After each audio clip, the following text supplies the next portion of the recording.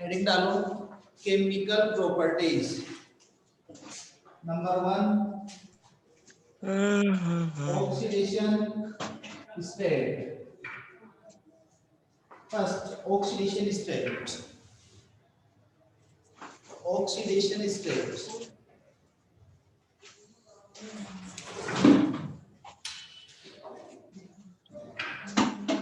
देखो बेटा, oxidation state का जो टॉपिक है, पर्टिकुलर एलिमेंट के लिए अगर अपन बात करें तो डायरेक्ट अपन बोलेंगे क्योंकि आउटर सेल में 4 इलेक्ट्रॉन्स होते हैं और इनका जो अपना जो ये ग्रुप है इसका नॉर्मल इलेक्ट्रॉनिक कॉन्फ़िगरेशन आप देखोगे तो ns2 np2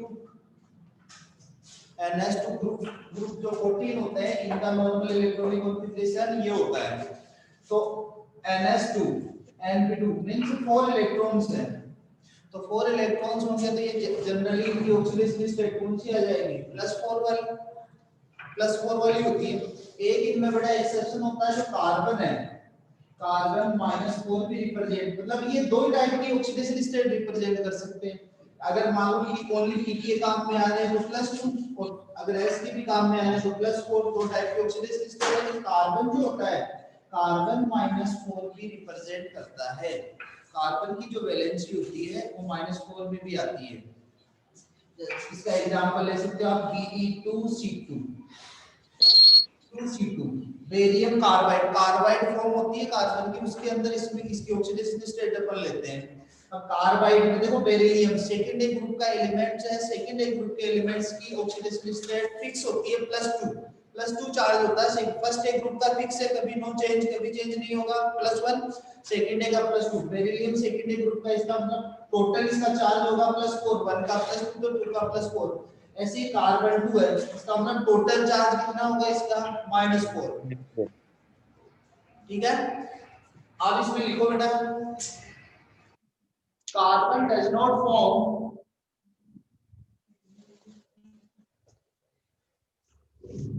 tetra positively charge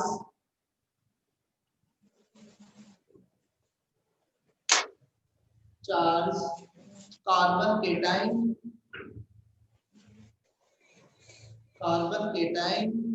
because A high ionisation enthalpy. Her element की अलग अलग प्रॉपर्टीज होती है, इसीलिए यहाँ पे थ्योरेटिकल पोर्शन चलता है पूरा। हर एलिमेंट का अलग अलग बिहेव बताना पड़ता है। फर्स्ट एक ग्रुप जो था उसके अंदर अपन ने ये लिया कि आउटर सेल में 2 इलेक्ट्रॉन होते हैं तो सबकी नेचर क्या होगी, +2। फर्स्ट एक ग्रुप के अंदर 1 इलेक्ट्रॉन होता है तो सबकी नेचर क्या है, +1। लेकिन यहाँ पी ब्लॉक में कंप्लीट चेंजेस है, पी ब्लॉक में वेरिएशन बहुत ज्यादा है। वेरिएशन होने की वजह से अपने को अलग अलग सबका अलग अलग देना पड़ता है because a high ionization enthalpy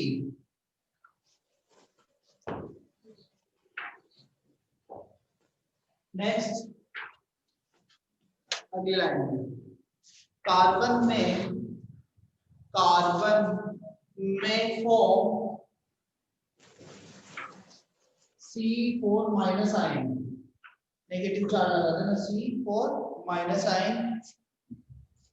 after taking, negative charge कब होगा, जब ये 4 इलेक्ट्रॉन एक्सेप्ट करेगा। After taking 4 electrons, after taking 4 electrons, for example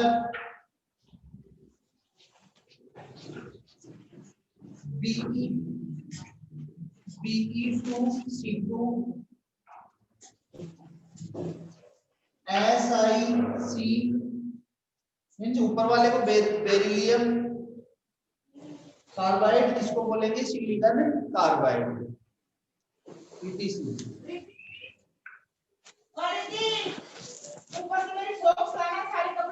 यहीं पे लाइन चेंज करना, पॉइंट यही रखना।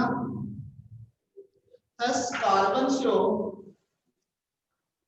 -4 and +4 oxidation, -4 and +4 oxidation states in its compounds,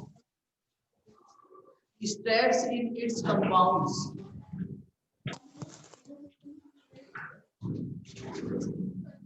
in its compounds।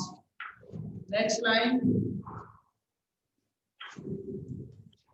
the element of group 14, the elements of group 14, germanium, tin and lead, germanium, tin and lead, GeSnPp, show two oxidation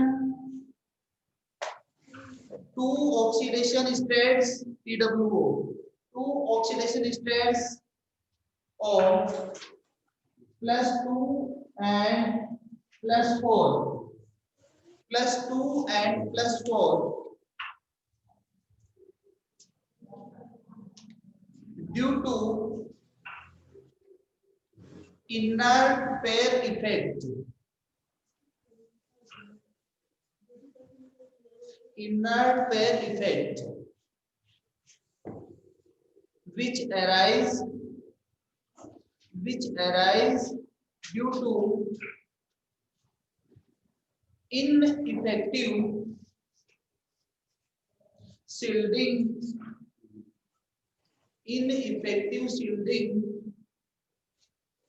of the valence electron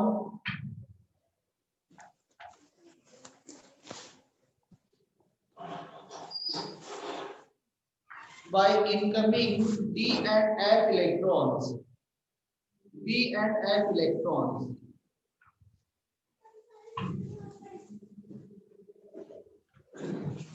We explain करते हैं, दो line और लिखो पहले. Next line, as the number of, इसी point पे, as the number of D and F electron increase,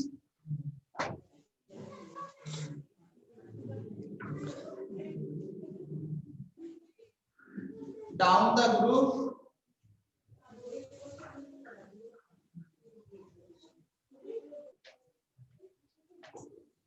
the inert pair effect more increased.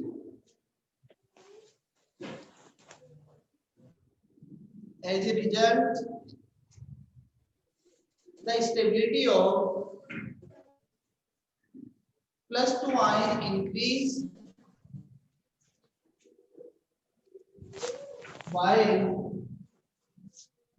+4 ion decrease.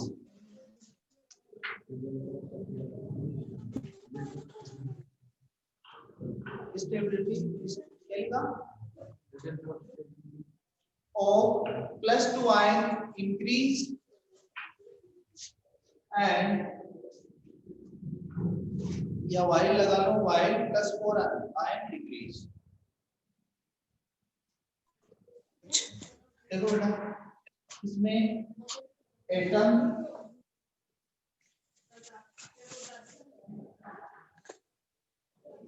यहाँ पे वर्ड आया है इनर्ट पेयर इफेक्ट, जिसमें स्टेबिलिटी इफेक्ट भी बोलते हैं अपन.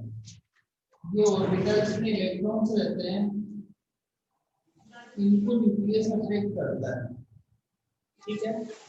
और अंदर जो इनर सेल के इलेक्ट्रॉन होते हैं, ये आउटर सेल के इलेक्ट्रॉन्स को सील करते हैं, सील्डिंग इफेक्ट से बोलते हैं. मींस इनर सेल के इलेक्ट्रॉनों द्वारा आउटर सेल के इलेक्ट्रॉनों पे डाला गया रिपल्सन, शील्डिंग इफेक्ट, ठीक है. और न्यूक्लियस द्वारा जो अट्रैक्ट होता है इलेक्ट्रॉनों का पावर, इलेक्ट्रॉन्स को न्यूक्लियस द्वारा अपनी ओर अट्रैक्ट करने का जो पावर होगा उसे हम बोलते हैं Z effect, effective nuclear charge. यहाँ पे आया है inert pair effect. Inert means होता है आंतरिक, पेयर युग्म, और इफेक्ट का मतलब प्रभाव, अंदर के इलेक्ट्रॉनों का इफेक्ट. अब अंदर के इलेक्ट्रॉनों का इफेक्ट कैसे होता है कि जब आप इसके अंदर आप एलिमेंट्स की स्टडी करोगे, आप तो एलिमेंट्स की स्टडी करने पर इनके अंदर डी एंड एफ इलेक्ट्रॉन्स आते हैं.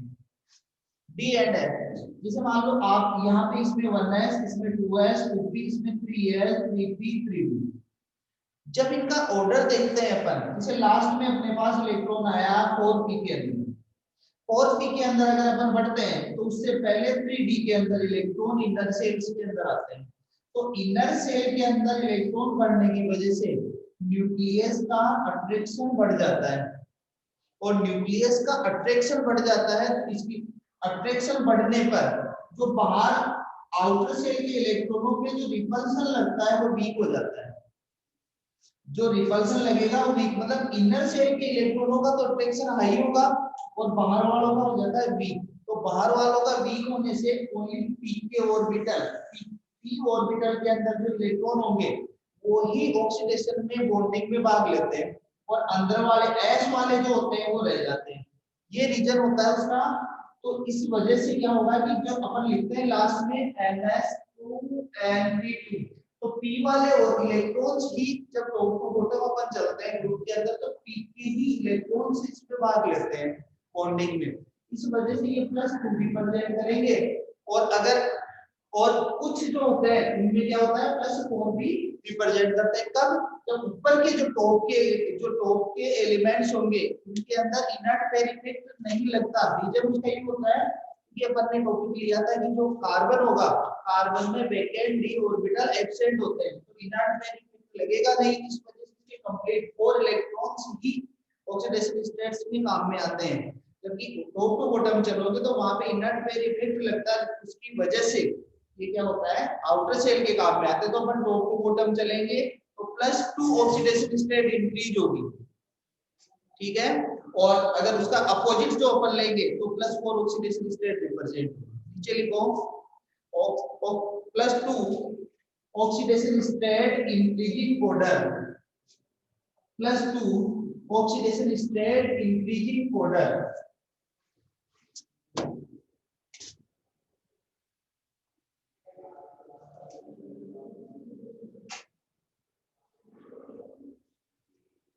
लिखो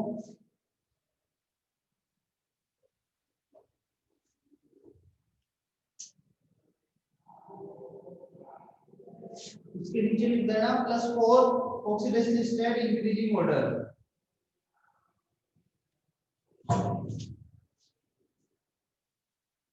ये +4, ये +2।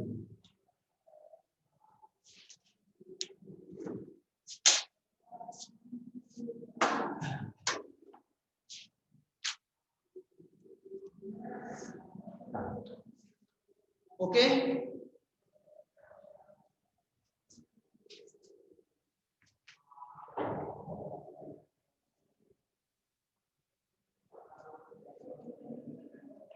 Done,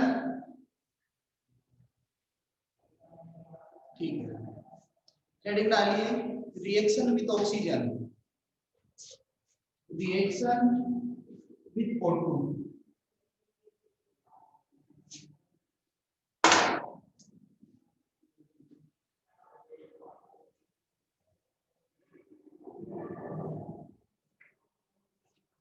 reaction with oxygen, reaction with oxygen बेटा ऑक्सीजन से जब भी ये रिएक्ट होंगे 2 टाइप के ऑक्साइड का फॉर्मेशन करते हैं, MO and MO2। MO monoxide, MO2 dioxide. Monoxide means CO carbon monoxide, MO2 CO2 carbon dioxide. Okay, लिखो इसमें line all the elements of group 14, all the elements of group 14 when heated in oxygen,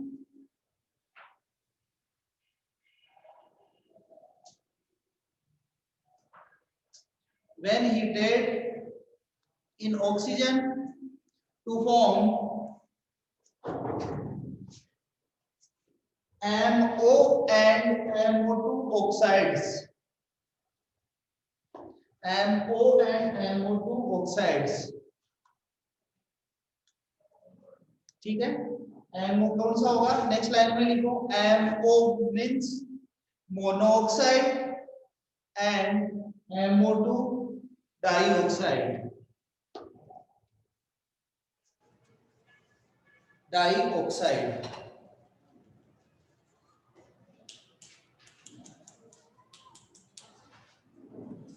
अगर आप अपनी book देखोगे तो book में SST की तरह ही ये टॉपिक दे रखे हैं। जैसे SST होती है, SST के अंदर थ्योरी लिखी होती है, वैसे टॉपिक डाल रखे हैं। अब बेटा इन MO एंड MO2 टाइप के ऑक्साइड्स बनाएंगे। अब इनकी सभी ऑक्साइड्स की अलग अलग नेचर होती है। कोई ऑक्साइड जो होता है एसिडिक नेचर रिप्रेजेंट करेगा, कुछ बेसिक रिप्रेजेंट करेगा, कुछ एम्फोटेरिक रिप्रेजेंट करेगा। इसमें लिखो आप नेक्स्ट लाइन में SiO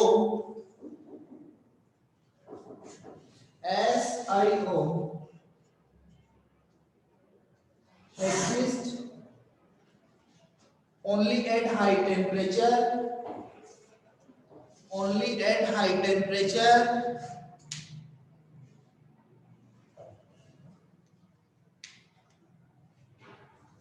ओके। नेक्स्ट लिखो डाइऑक्साइड CO2,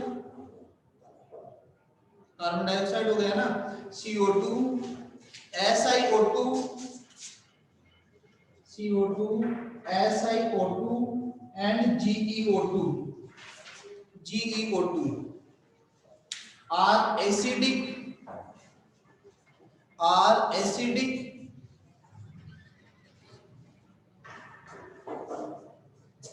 and या आप इस लाइन चेंज कर लो, लाइन चेंज कर लो, SnO2 and PbO2। Next line में SnO2 and PbO2, Sn tin dioxide और ये कौन सा हो जाएगा lead oxide. PbO2 are amphoteric nature,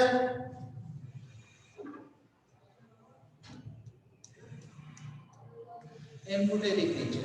next line monoxides GeO acidic,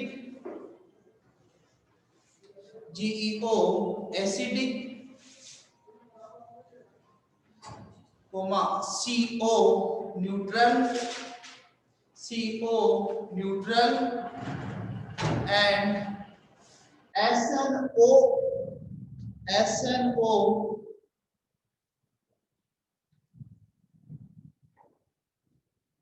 coma लगा देना PPO, SNO एंड PPO आर एम्फोटेरिक नेचर,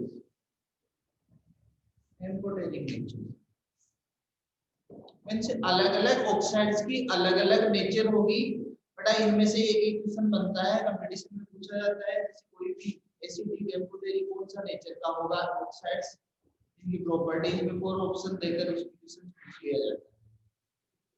नई हेडिंग डालो reaction with water, reaction with water,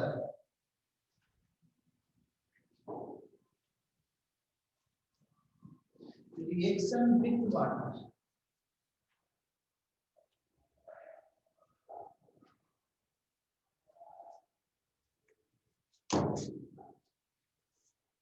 reaction with water,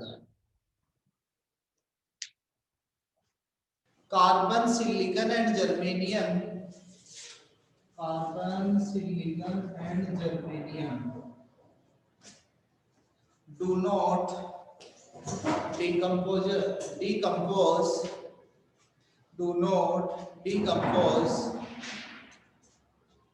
water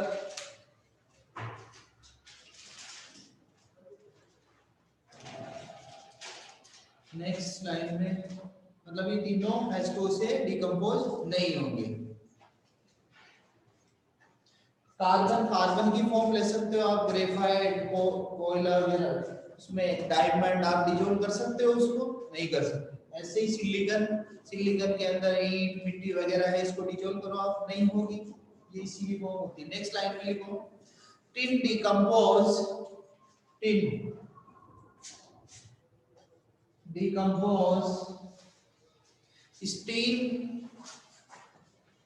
steam only vapor, steam मतलब भाप, vapor, steam to form tin oxide and dihydrogen,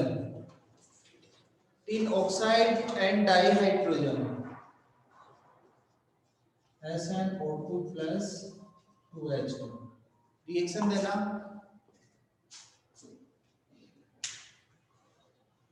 SN plus 2H2O, SnO2 plus 2H2.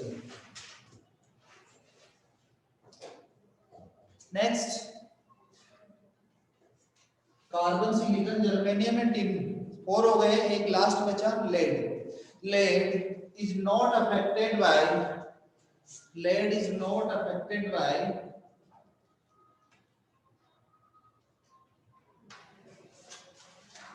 water due to the formation of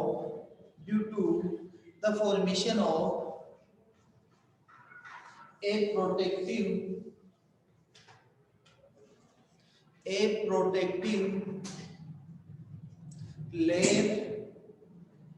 protective layer of lead oxide on its surface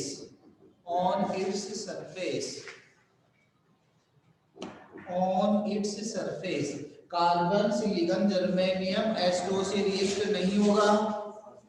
Sn tin हमेशा vapour से, steam से होगा। और lead भी इससे, lead वैसे direct react हो सकता है लेकिन उसके ऊपर एक लेयर पाई जाती है क्योंकि O2 से रिएक्ट होके अपनी सरफेस के ऊपर एक लेयर का फॉर्मेशन कर लेता है जिसे जो होती है लेयर टिन लेड ऑक्साइड की। इस वजह से ये भी H2O से रिएक्ट नहीं हो पाता। Okay, next reaction with halogen. और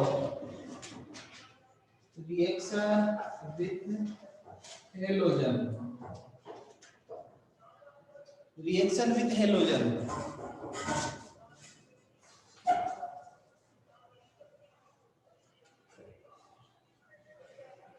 The group of elements 14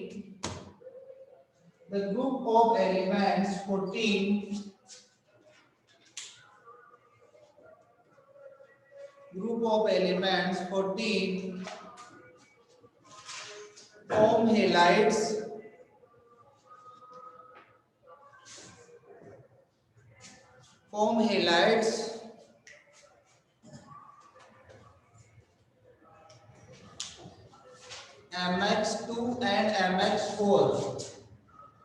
MX2 and MX4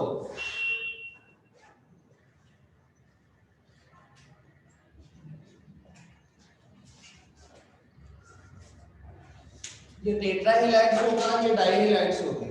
ठीक है, लाइन चेंज करना। All the elements of group 14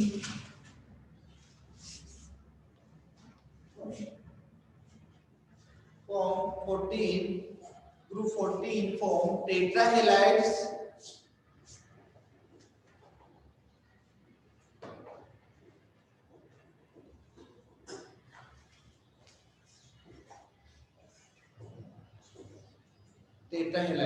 line change करो। except carbon and silicon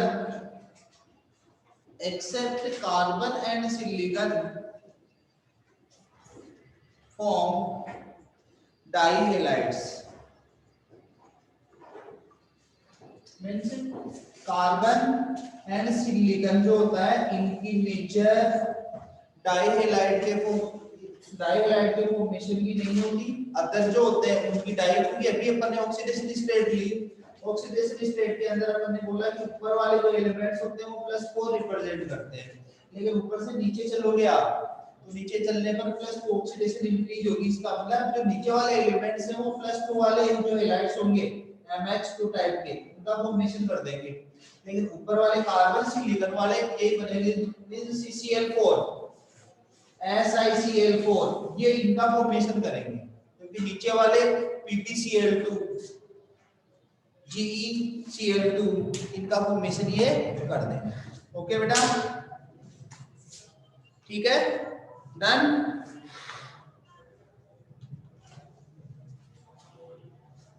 next heading डालो।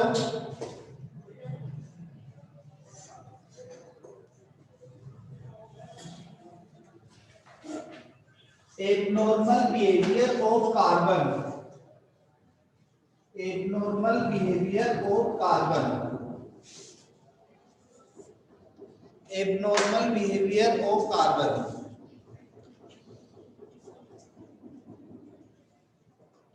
एबनॉर्मल बिहेवियर, जैसे Li का एबनॉर्मल बिहेवियर था, first in groups के अंदर फर्स्ट एलिमेंट का एबनॉर्मल बिहेवियर होता है सामान्य अदर एलिमेंट से।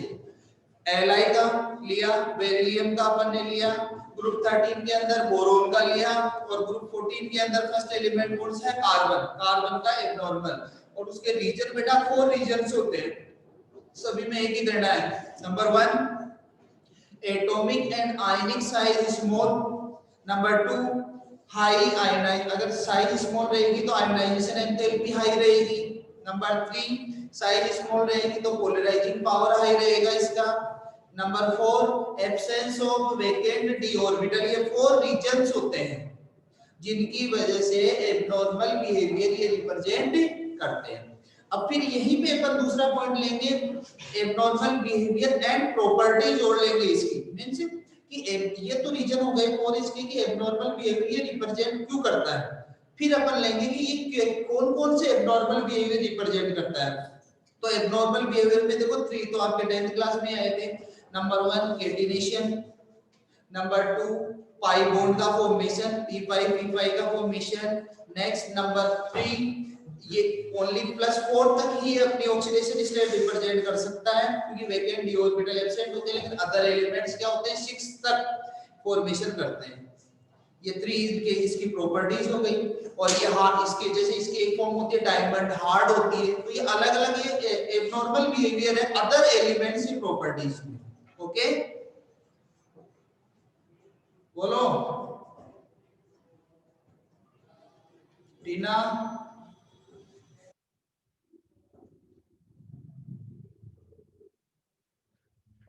अरे बेटा कुछ एक्सप्लेन समझ में आ रहा है नहीं आ रहा है, ये राम कथा ऐसे ही चल रही है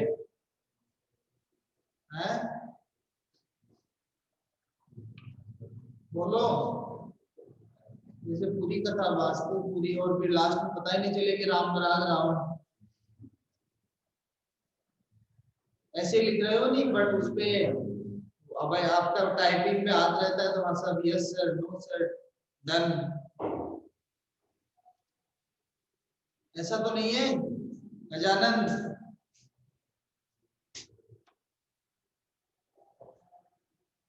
क्योंकि आपके साथ साथ हिंदी मीडियम वालों को और पढ़ना पड़ रहा है, यहाँ पे क्लास में बैठे हैं,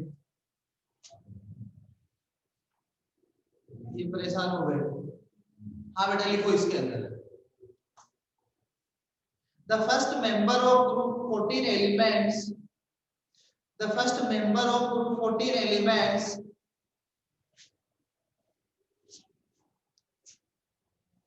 show an abnormal behavior from the other elements, from the other elements. Next line, the main reason for the difference are, the main reason for the difference are, this लगाएंगे number 1, the atomic and ionic,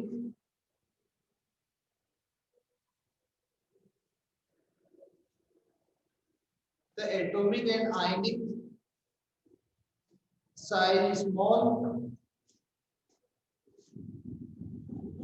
Number 2, higher ionization enthalpy and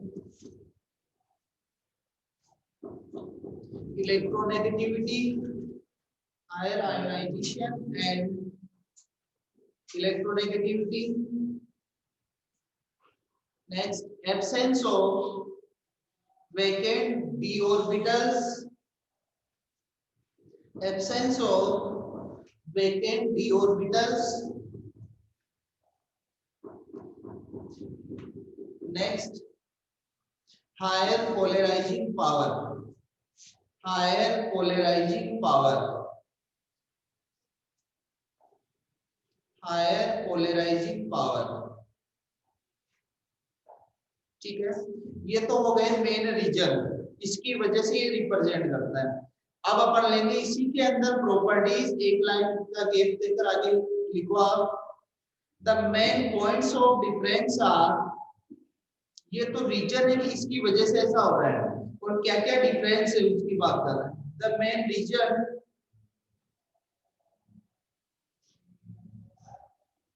sorry, main points of difference are, reason तो ऊपर हो गया ना। The main points of difference are, number 1,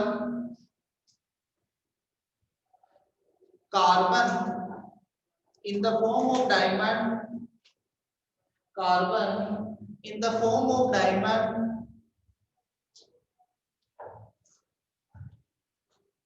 is very hard as compared to other members of group 14, other members of group 14.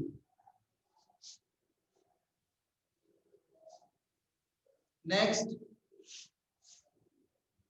it has higher melting point, it has higher melting point and boiling point than other member of group 14 elements.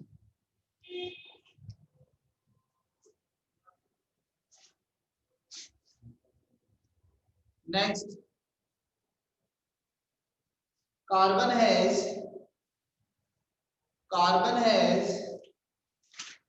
only 4 valence orbital, therefore the maximum covalency of carbon, the maximum covalency of carbon is 4,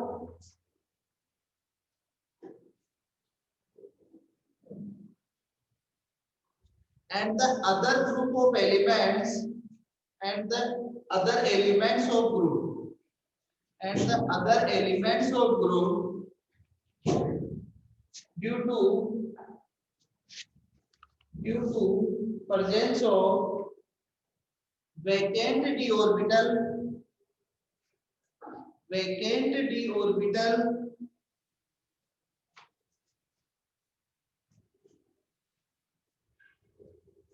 can expand their covalency to 6. Expand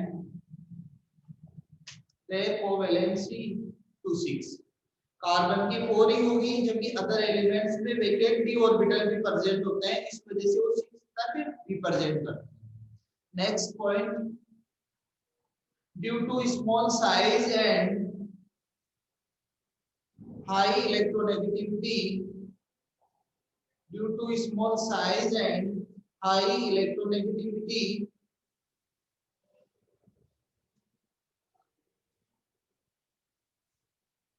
carbon has a great tendency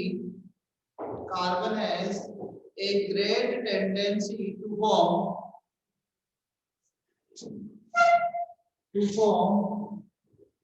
p5 bond, multiple bond, p5 multiple bond, मतलब p orbital pi bond का formation करता है। pi bond का मतलब हो गया बेटा double bond या triple bond, p5 multiple bond.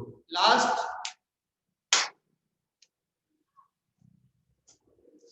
carbon has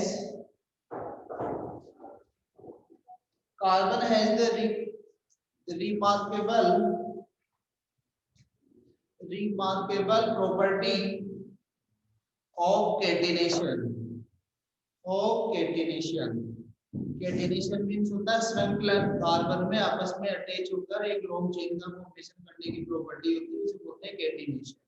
okay, ठीक है बेटा। नेक्स्ट क्लास में स्टार्ट करेंगे एलोट्रोप्स ऑफ कार्बन,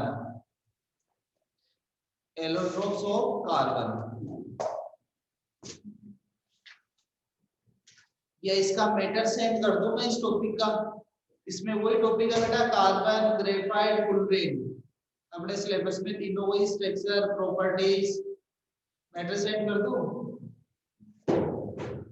बोलो।